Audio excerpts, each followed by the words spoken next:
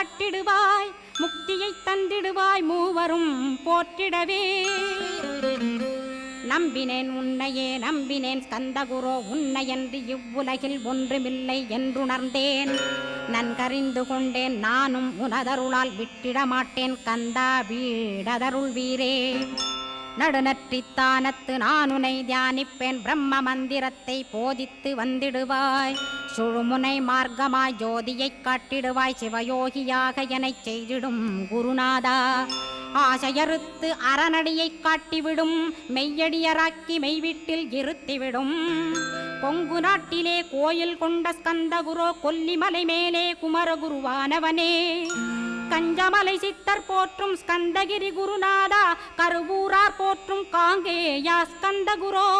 மருதமலை சித்தன் மகிழ்ந்து பணி பரமகுரோ சென்னிமலை குமரா சித்தர் கருள்வோனே.